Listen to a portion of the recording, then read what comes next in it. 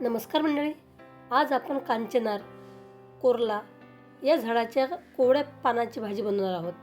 तर भाजीसाठी आपल्याला फक्त कोवळ्या फांद्या आणि कोवळी पानच घ्यायची आहे. तर बघा, अशा प्रकारची आपल्याला कोवळी पानं या भाजीसाठी घ्यायची आहे. कांचनारचे मोठे मोठे झाडं असले तरी सुद्धा ही एक पावसाळी रानभाजी आहे. जसं पाऊस पडायला सुरुवात होतो, जसं की 8-15 दिवस, 1 महिना, त्यानंतर या झाडाला मस्त कोवळी पानं येतात. तर या कोवळ्या पानाची भाजी हमखास बनवली जाते. तर बघा, आपल्याला मस्त कोवळी पानं मिळालेली आहे. तर याचे कोवळे देठ आणि कोवळी पानं ही भाजीसाठी घ्यायची आहे. जे देठ सहज पटकन तुटतात तर ते आपण भाजीसाठी घेऊ शकतो, कारण ते लवकर शिजतात. रस्त्याच्या कडेला किंवा बऱ्याच ठिकाणी आपल्याला ही वृक्ष बघायला मिळतात. तर आपण तेथूनही ही पानं म्हणजेच भाजी आणू शकता, किंवा ही भाजी बाजारामध्ये विकायला असते. ज्या ठिकाणी रानभाज्या विकायला असतात त्यांच्याकडेच, त्या महिलांकडे ही रानभाजीसुद्धा विकायला असते. तर आपण ही भाजी आता आणलेली आहे आणि स्वच्छ धुवून काढलेली आहे. त्यानंतर एका जाळीदार टोपल्यामध्ये ती नितळायला ठेवलेली आहे. भाजी मस्त सुकलेली आहे, म्हणजे कोरडी झालेली आहे. त्यानंतर आता आपण कापून घेऊ. तर जास्त बारीक चिरायची गरज नाही, रफली आपल्याला हे कापून घ्यायची आहे. म्हणजे जे मोठे मोठे शेंडे असतील तर ते आपण कापून घेऊ, आणि ज्या काड्या आहेत कोवळ्या काड्या त्यासुद्धा कापून घेऊ. तर अशा प्रकारे आपण भाजी कापून घेणार आहोत. तसेच आता भाजीबद्दल काय आयुर्वेदिक गुणधर्म आहे, यामध्ये काय आपल्या शरीरासाठी भाजी खाल्ल्याने फायदा होतो, तर तेही मी आपल्याला रेसिपीसोबत सांगणार आहे. सर्वप्रथम भाजीसाठी काय काय साहित्य पाहिजे तर ते बघा. एक मोठा कांदा किंवा मीडियम आकाराचे 2 कांदे घ्यायचे आहे.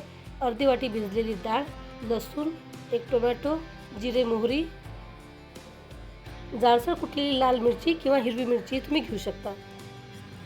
तसेच भाजीसाठी हिंग आणि हळद.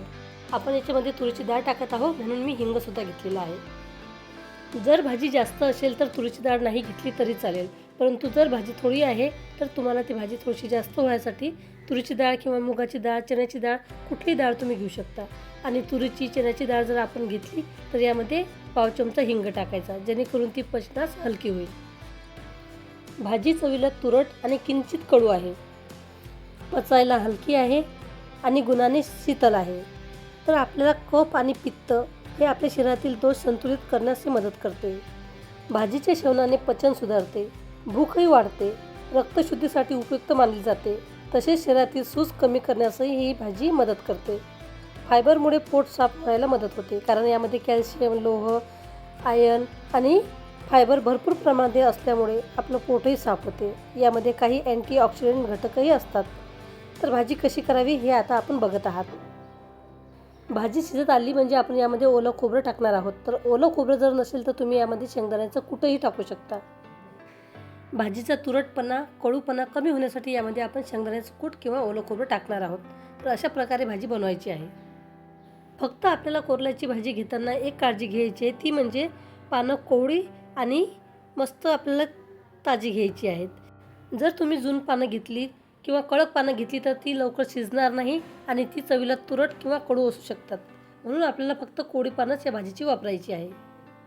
आणि कोणतीही रानभाजी घेताना आपल्याला त्या वनस्पतीची अचूक ओळख असणं आवश्यक आहे, तरच ती भाजी आणावी, बनवावी आणि खावी. तर बघा, आपण फोडणी मस्त तयार केलेली आहे. यामध्ये तुरीची डाळ टाकलेली आहे, मीठ टाकलेलं आहे आणि 2 ते 3 मिनटं ही डाळ मस्त वाफेवर शिजून घेतलेली आहे. त्यानंतर आपण भाजी टाकणार आहोत, कारण भाजी अतिशय कोवळी आहे, ती लवकर शिजेल म्हणून आपण आधी ही डाळ शिजवून घेतलेली आहे. आता भाजी टाकायची, व्यवस्थित मिक्स करायचं आणि 2 ते 3 मिनटं भाजी मस्त शिजवून घ्यायची.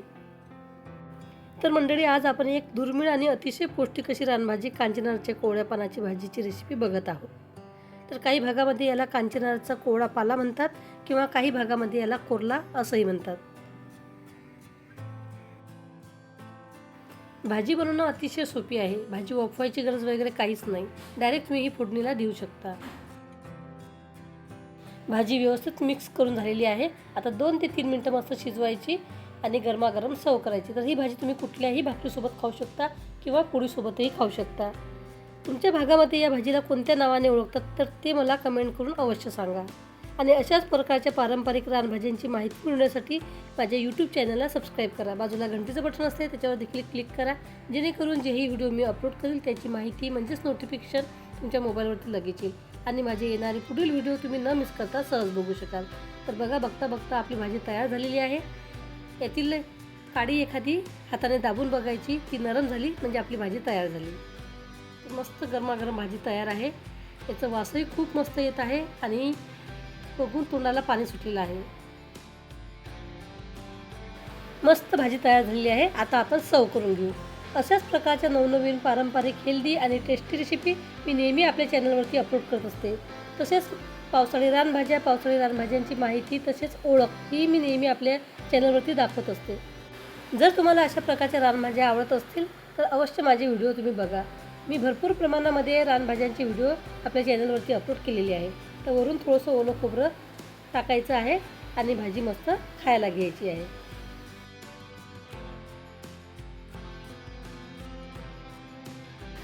रेसिपी आवडली तर रेसिपीला लाईक करा, कमेंट करा, जास्तीत जास्त शेअर करा. व्हिडिओ बघितल्याबद्दल धन्यवाद मंडळी.